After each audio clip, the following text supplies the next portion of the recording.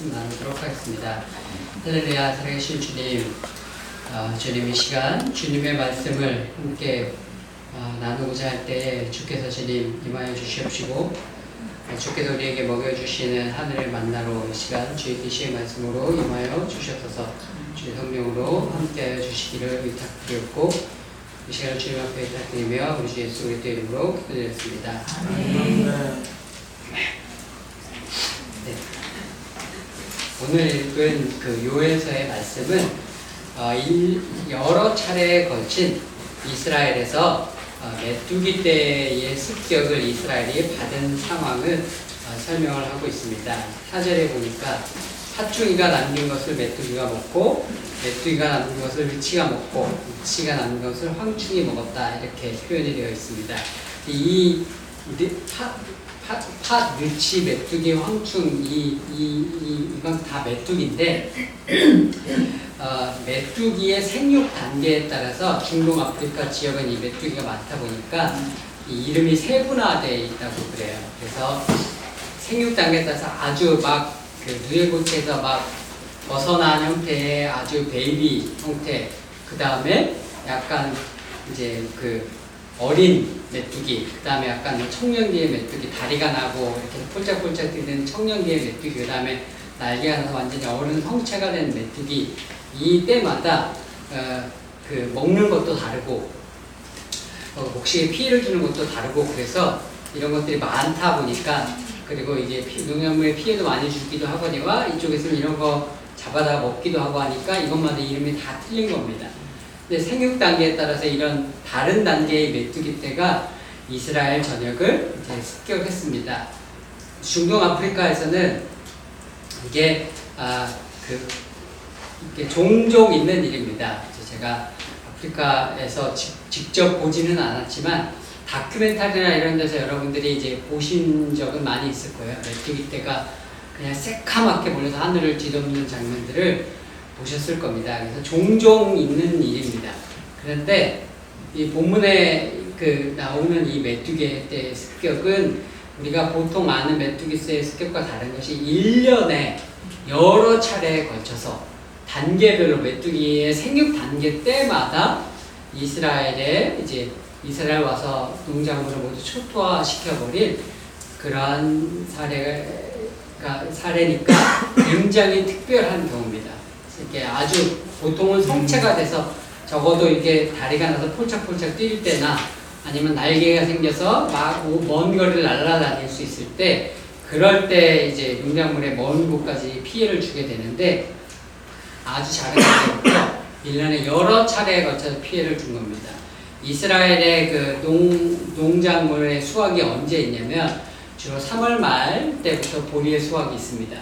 그때부터 보리 수확이 시작이 돼서 5월 말 정도까지 밀 수확이 끝납니다. 보리하고 밀 수확이 봄에 끝나고, 그때부터 여름이 접어들면서 무화과를 수확을 하기 시작을 하게 되고, 한여름에 포도를 수확을 하게 되고, 포도, 대추, 가을에 그 다음에 이제 그 올리브를 수확을 하면서 한 해의 농사를 모두 마치게 됩니다.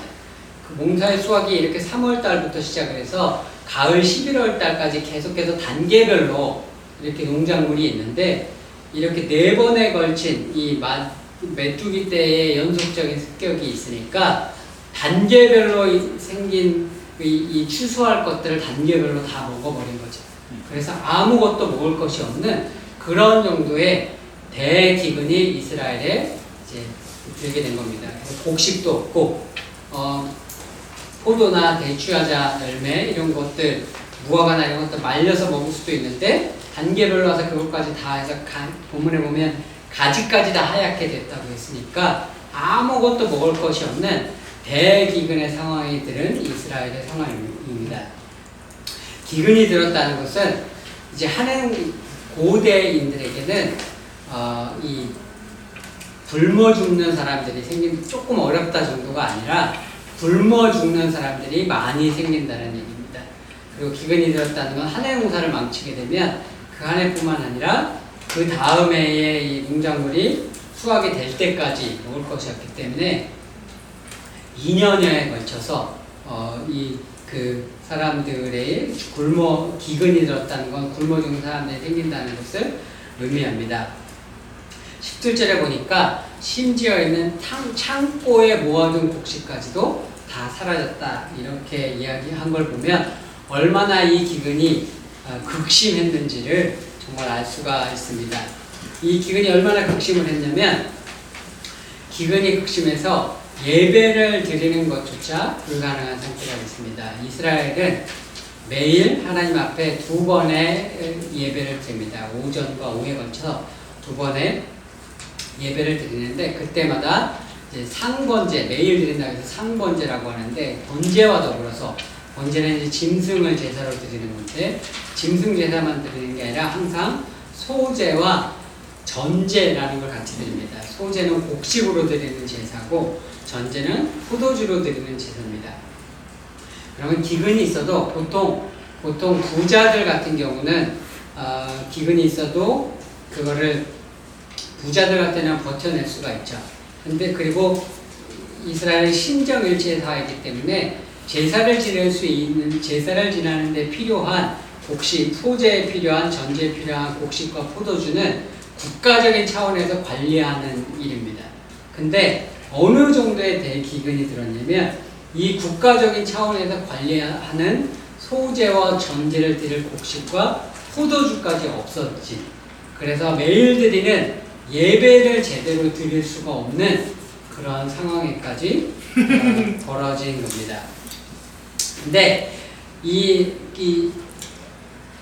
메뚜기 기근이 오기 직전에 사람들의 상태가 어땠냐면 5절에 보니까 이렇게 되어 있습니다. 취하는 자들아 너희는 깨어 울지어다 포도주를 마시는 자들아 너희는 울지어다. 사람들의 상태가 포도주에 취해 있는 상태였어요. 이 메뚜기의 기근이 오기 직전까지 포도주가 넘쳐나서 사람들이 포도주를 흥청망청 마시고 포도주로 말미암아서 이 사람들이 완전히 취해 있는 그런 상태가 이제 이스라엘의 상태였습니다. 근데 이 포도주에 취했다는 것은 육적으로는 이스라엘이 풍요로운 상태였다는 것을 의미하고 그래서 사람들이 육적으로 그걸 마셔서 취했다는 의미이기도 하지만 영적인 의미가 동시에 내포되어 있습니다. 포도주에 취했다는 것은 영적으로 깨어있다는 것에 반대되는 성경적인 표현이에요.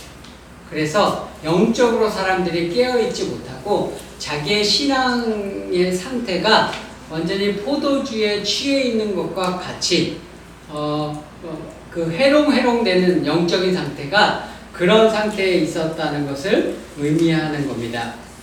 육적으로 취해서 사람들이 흥청망청 하듯이 영적으로도 사람들이 보편적으로 자신의 육적인 생활에도 만족하고 자신의 영적인 생활, 자신의 지금 생활하고 있는 신앙생활에 그냥 그럭저럭 만족한 거예요.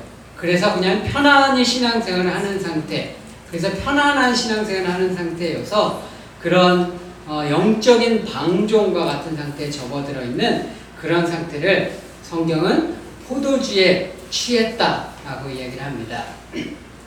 보통 신약에 가게 되면 신약에서 포도주는 보통 은혜를 상징하는 은혜의 상징입니다. 그러니까 포도주는 보통 좋은 거죠. 은혜니까요. 그런데 이 포도주도 계속 마시게 되면 취하게 되어 있어요. 포도주를 계속 마시게 되면 취하게 되어 있습니다. 이 포도주에 취했다는 것은 포도주가 은혜라고 그랬잖아요. 은혜의 메시지, 은혜의 복음, 용서의 복음, 은혜의 메시지만 접하게 되면 사람들이 어떻게 되게 되냐면 죄를 은혜로 덮으시는 그 예수님의 은혜에 젖어요. 그럼 그 예수님의 은혜에 젖어 있기 때문에 사람들이 어떻게 되냐면 하나님께서 내가 어떤 죄를 지어도 또 용서해 주실 거라는 믿음이 있기 때문에 쉽게 죄를 짓는 상태에 들어가게 됩니다. 그리고 쉽게 죄를 짓는 상태에 들어가게 돼서 더 이상 죄에 대한 경각심이 없어요. 그래서 죄를 마음대로 짓고 자기가 살고 싶은 대로 삽니다. 교회는 열심히 나와요. 크리스찬이라는 이름도 있어요. 헌금도 열심히 해요. 그런데 자기 살고 싶은 대로 사는 종교적인 모습은 딱 있으나 딱 거기까지만 만족하고 나머지는 마음대로 자기 살고 싶은 대로 사는 신앙인의 형태가 됩니다. 그걸 신약 성경은 뭐라고 얘기를 하냐면 포도주에 취했다라고 이야기를 하게 됩니다.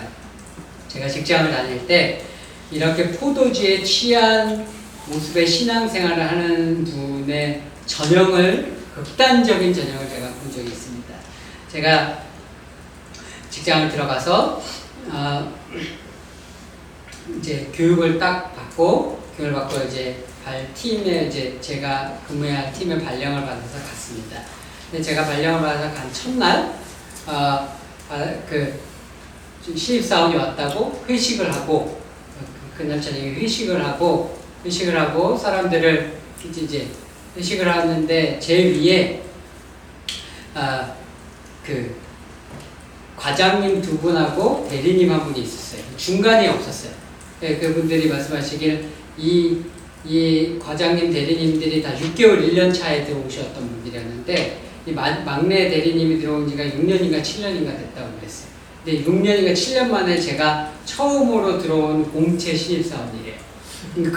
그 전까지는 특채로 낙하선으로 있던 사람들만 왔다 가고 그래서 공채가 없었대요. 근데 자기들 들어온 이후로 제가 처음 공채로 들어왔다고 얘기를 하더라고요. 그래서 기분이 좋다고 그러고 이제 이 대리님이 이제 저의 사수라고 이제 업무를 가르치는 사수라고 그렇게 말씀을 해주셨습니다. 근데 이제 회식을 하고 노래방을 갔어요. 노래방을 가고 그다음에 여직원들을 보내더라고요. 여직원들을 보내고 택시를 타래요. 택시를 타고 이 과장 대리님하고 택시를 타고 어딘가 갔습니다. 어딘가 가서 택시를 내렸어요. 저는 거기가 어딘지를 몰랐어요. 어디 어두컴컴한 골목으로 들어가요. 그런데 거기가 보니까 사창가였습니다. 나중에 이제 거기가 지금 없어진 걸로 아는데 건대 쪽에 있는 화양리라는 사창가였습니다. 근데 제가 그걸 알고 그분들한테 인사를 했죠. 저는 여기서 집에 대리님 과장님 저는 여기서 집에 가도록 하겠습니다. 안녕히 들어가십시오 하고 가려고 그러는데 과장이 술에 잔뜩 취해서 저를 딱 잡아요. 왜 안 가? 화가 잔뜩 난 얼굴이에요. 그러면서 이분이 딱 하는 말이 저한테 크리스찬이야? 이제 화가 나서 얼굴에 그런 얼굴 술에 취해서 저한테 이렇게 물어보더라고요. 이제 제가 크리스찬이라고 느꼈나 봐요. 그때까지 말을 안 했는데 첫날이니까. 근데 크리스찬이라서 안 가는 거야? 이렇게 이제 말씀을 하시더니 이제 저를 데리고 가려고 해서 어쨌든 제가 그날 집에 왔습니다. 그날부터 느꼈던 게 내 직장 생활이 순탄치 않겠구나. 벌써 첫날 내 사수가 저러니 저 사람은 크리스찬을 싫어하는 사람인가 보다. 첫날부터 꼬인 것 같은데 어떡하지? 그러면서 제가 직장 생활을 시작을 했습니다. 어느 날 한참 지난 다음에 연말정산을 할 때가 됐어요. 회계팀에 있는 대리님이 저한테 같이 밥을 먹자고 하더라고요, 점심에. 회계팀에 있는 대리님하고 같이 밥을 먹는데 저한테 연말정산 영수증을 갖고 왜 안 갖고 오냐? 김정은 씨 교회 다니지 않아? 왜 교회 헌금한 영수증 있잖아. 그거 왜 안 내? 빨리 내라고 저한테 그렇게 얘기를 하더라고요. 그러면서 저한테 하는 말이 저희 팀에 있던 그 대리님은 교회에다가 헌금했다고 뭐 1,몇백만 원짜리 헌금 영수증 가지고 왔던데 김정은 씨는 왜 안 가지고 와? 빨리 가져와. 이렇게 얘기를 하더라고요. 제가 그날 그 얘기를 듣고 굉장히 충격을 먹었습니다. 저분이 교회를 다니시는 분이구나.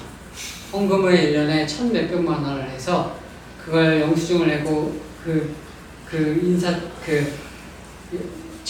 영수증 처리해달라고 교회를 다니시다는 분이라는 거에 되게 제가 충격을 받았어요. 근데 그분이 이제 제 쌌으니까 같이 둘이 업무를 처리를 할 일이 있었습니다.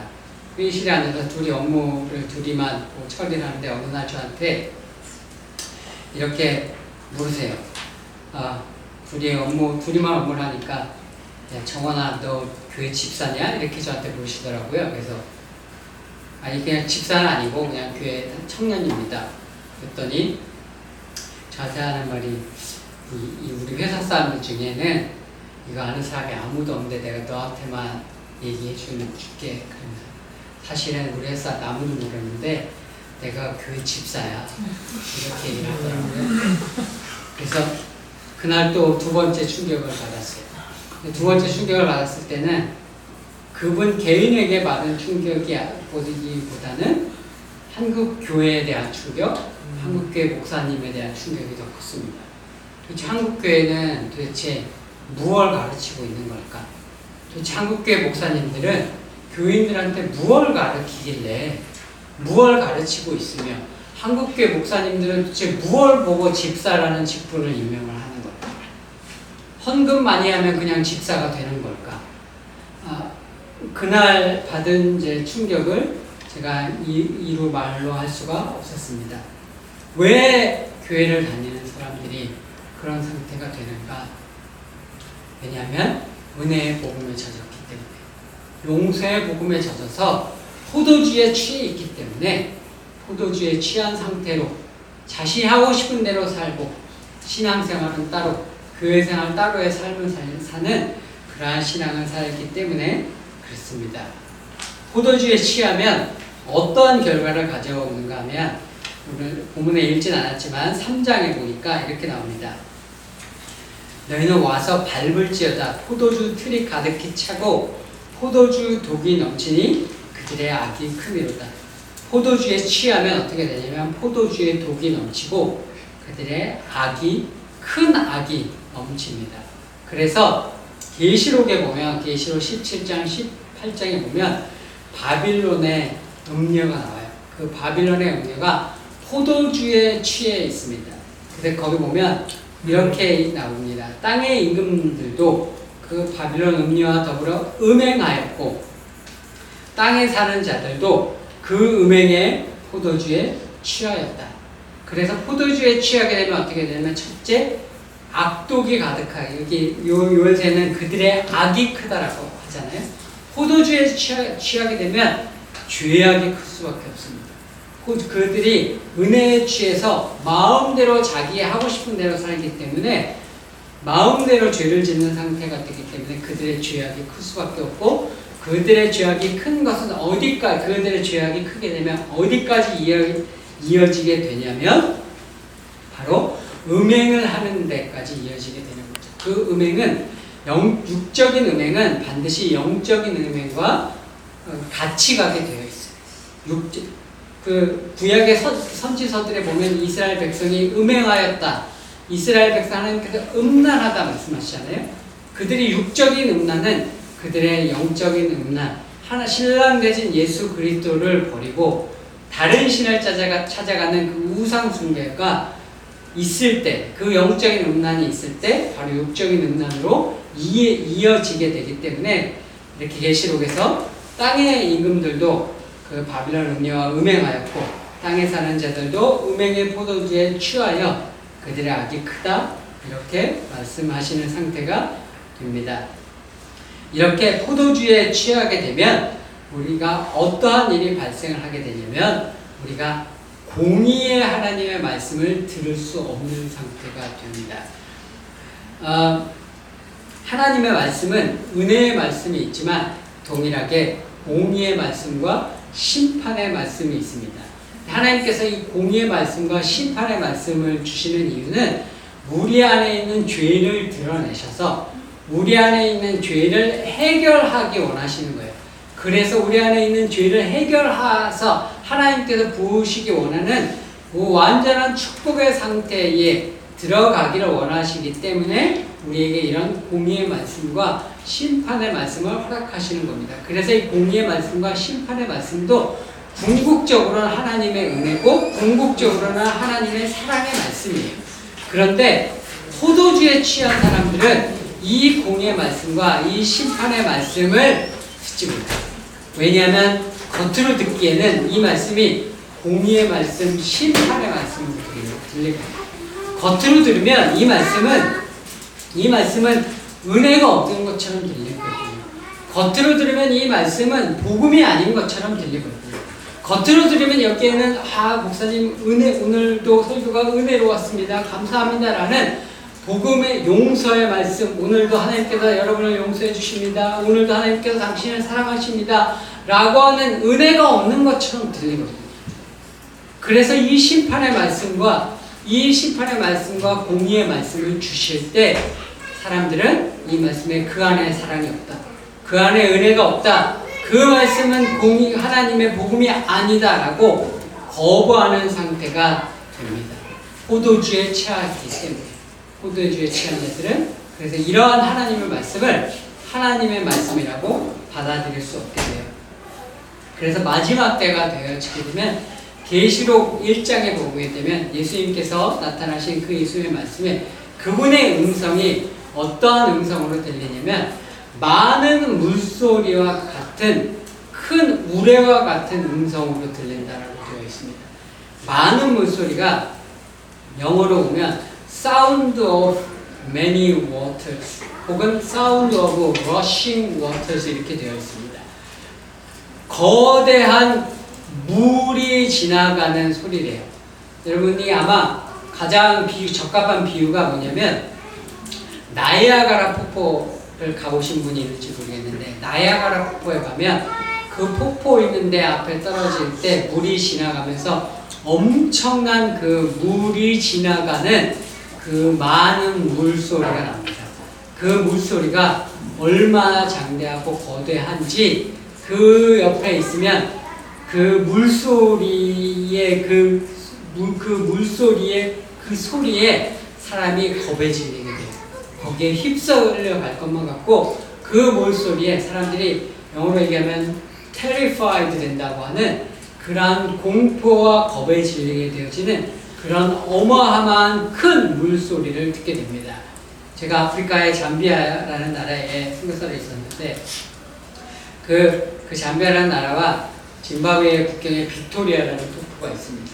거기는 그 나이아가라 폭포보다 낙차가 3배가 크대요. 거기는. 그래서 현지인들이 그 나이아가라 폭포를 뭐라고 부르냐면 모시오와 툰냐라고 부릅니다. 이 모시오와 툰냐라는 말이 현지어로 무슨 뜻이냐면 천둥치는 안개라는 뜻이에요.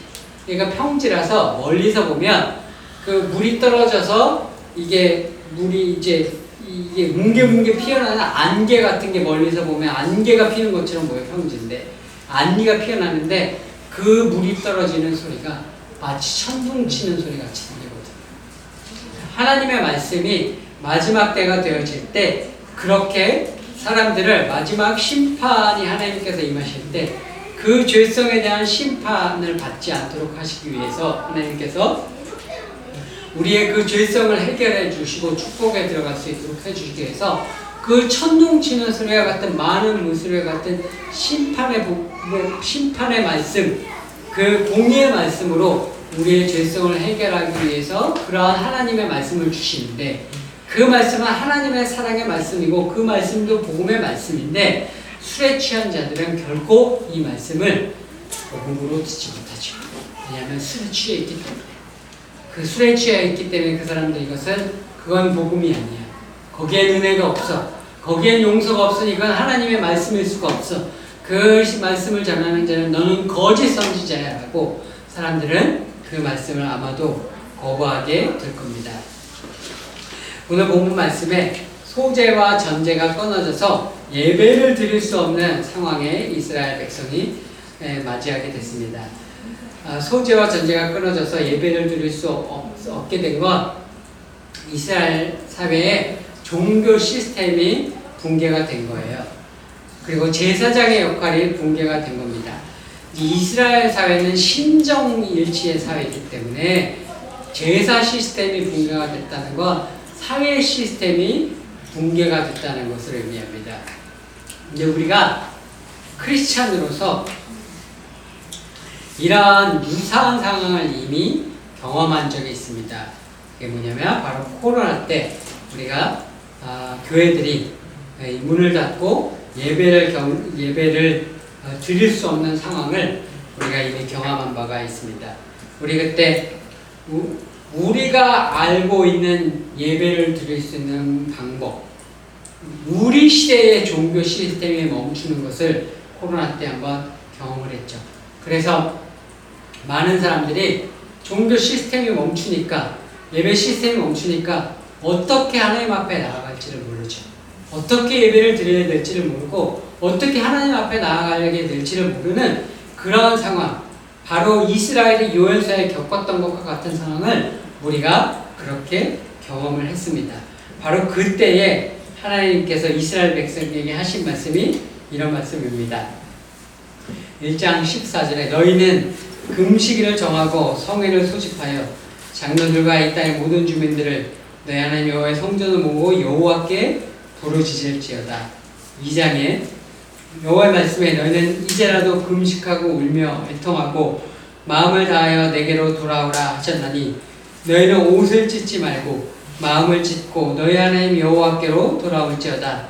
그는 은혜로우시며 자비로우시며 노하기를 더디하시며 인애가 크시사 뜻을 들이켜 재앙을 내리지 아니하시나니 주께서 혹시 마음과 뜻을 돌이키시고 그 뒤에 복을 내리사 너희 여호와 하나님께 소제와 전제를 드리게 아니하실는지 누가 알겠느냐. 바로 이 상황에서 사람들이 예배를 드릴 수 없는 그러한 종교 시스템이 붕괴가 되어진 그 상황 가운데서 하나님께서 이스라엘 백성에게 하시는 말씀을 한마디로 하면 여호와께 돌아와라. 여호와께 돌아오라는 말씀을 주시는 겁니다. 여호와께 돌아오라는 이 하나님의 말씀은 끊어진 제사를 다시 드리라는 말이 아닙니다. 그 제사는 끊어졌고 소제와 전제를 드릴 곡식도 없고 포도주도 없어요. 그렇기 때문에 그 예전에 가지고 있던 그 시스템 가지고는 제사를 드리지 못합니다. 그런데 하나님께서 여호와께 돌아오라고 하시는 이 말씀은 말씀대로 너희의 옷을 찢지 말고 마음을 찢고 너희 여호와 하나님께로 돌아올지라. 하나님께서는 너희의 마음을 들여 여호와께로 돌아오라는 거예요. 너희의 제사의 시스템을 회복하는 것, 너희가 가지고 있던 예배를 드렸던 방법들, 교회 시스템을 예전과 같이 회복하는 것, 거기에 관심을 두는 것이 아니라 너희의 마음을 찢어서 살아계신 여호와 하나님 앞으로 돌아오라. 살아계신 여호와 하나님 앞에 너의 이전의 삶에 이 정도 신앙생활 하면 됐어. 이 정도 하면 생활에 만족해서 이 정도 신앙생활 하면 되겠지 하는 그 상태에서 벗어나서 그 마음을 찢고 살아계신 여호와 하나님 앞에 돌아와서 하나님께서 제게 원하시는 것이 무엇입니까? 하나님, 이 시대 가운데 하나님께서 교회를 통해 받기 원하시는 예배가 어떤 예배입니까? 하나님께서 제게 받기 원하시는 예배가 어떤 예배입니까? 하나님, 제 인생을 통해서 하나님 받기 원하시는 예배는 무엇이며 제 인생을 통해서 하나님께서 원하시는 것은 무엇입니까? 라고 하나님 앞에 묻고 나아가서 하나님을 만나는, 하나님과 소통하는, 하나님이 원하시는 것을 드리는 참된 산제사의 예배, 살아있는 참된 그 짐승을 드리고 소제를 드리고 전제를 드리는 예배가 아니라 하나님께서 기뻐하시는 참제사의 예배를 회복하라고 부르시는 때가 바로 그 예배가 무너지는 때입니다. 그래서 이 여호와께로 돌아간다는 표현을, 구약에서 여호와께로 돌아간다는 이 표현을 신약적으로 표현하면 그것이 무엇이냐? 그것을 회개한다 라고 이야기를 합니다. 사도 요한이 처음 선포한 메시지가 회개하라 했습니다. 예수님께서 처음 오셔서 주신 메시지가 회개하라 했어요. 그 회개하라는 메시지는 예수님을 믿지 않는 사람을 통해서 너희들의 죄를 회개하고 예수를 믿는 상태로 오라는 구원으로의 초청이 예수님과 세례 요한은 아니었어요. 예수님과 세례 요한은 이스라엘 백성에게 말씀하셨습니다.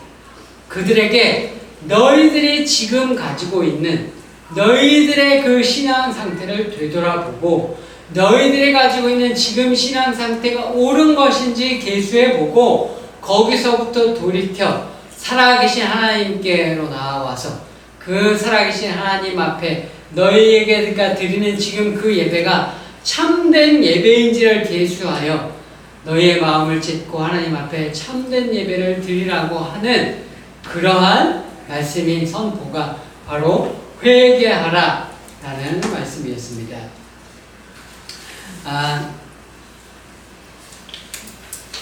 코로나 2016년에 시베리아 지역의 툰드라 영구 동토층에서 그 영구 동토층이 녹아서 그 영구 동토층이 녹으니까 그 안에 있던 균이 탄저균이 나와서 갑자기 술록이 2,500마리가 죽는 사건이 있었습니다.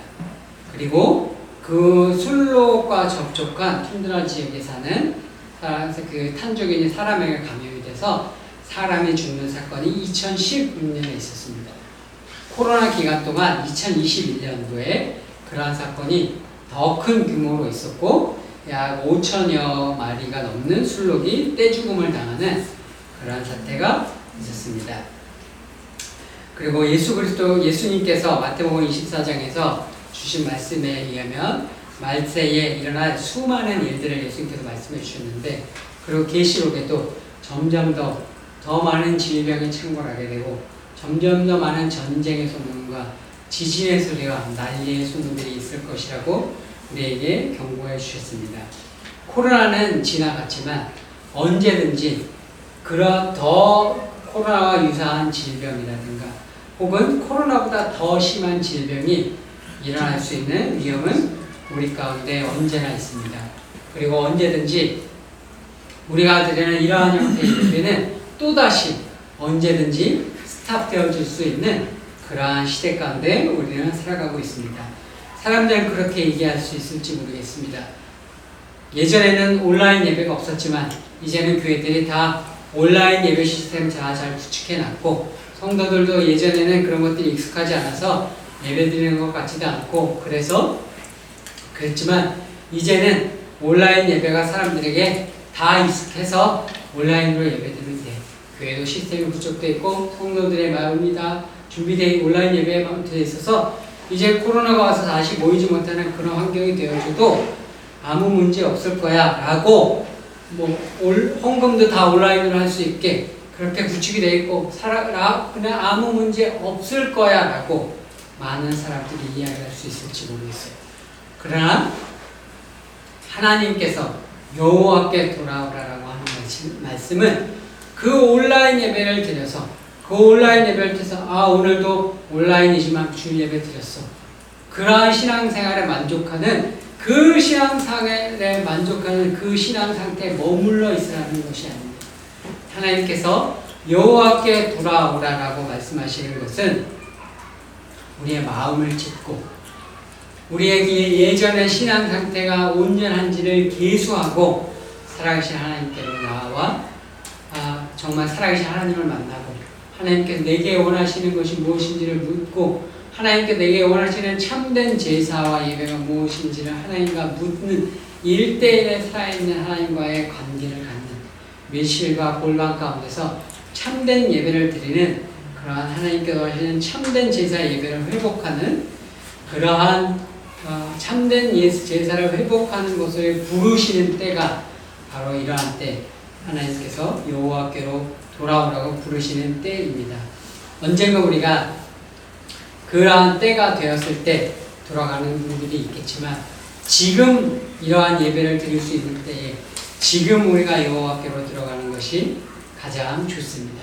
지금 살아계신 여호와 하나님 앞에 참된 제사를 회복하는 것이 가장 좋고, 우리의 포도주에 취한 것들을 하나님 앞에 점검하고 나아가서 새롭게 우리의 심령을 새롭게 하고 여호와께 돌아가기를 원합니다.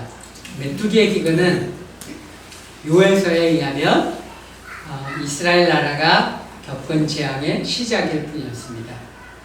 이 대기근은 그 재앙의 시작일 뿐이고 그 후에는 이스라엘 나라를 치러오는 군대가 등장을 해서 이스라엘 나라가 멸망하는 그런 더 큰 심판의 역사를 겪게 됩니다. 우리가 겪은 코로나와 같은 예배가 끊어진 사태, 이런 것들은 앞으로 우리가 살아가는 시대 동안 겪게 될 우리가 겪게 될 더 큰 일들에 대한 저는 경고이자 나팔이라고 믿습니다. 그리고 그러한 일들 우리 하나님께서 우리에게 미리 겪게 하신 것은 오늘 우리의 마음을 여호와께로 돌이키라고 호소하시는 하나님의 호소라고 믿습니다. 이제 우리의 마음을 이러한 시대를 살아가는 우리가 우리의 마음을 돌이켜서 우리의 신앙생활을 되돌아보고 우리의 술 취한 것을 돌아보고 하나님 앞에 일시가 곤란 가운데서 참된 제사, 산 제사의 예배를 회복해서 여호와께로 돌아가는 저와 여러분 모두가 되시기를 주 예수 그리스도의 이름으로 축원드립니다. 이 시간에 다 같이 기도드리도록 하겠습니다. 사랑하신 주님.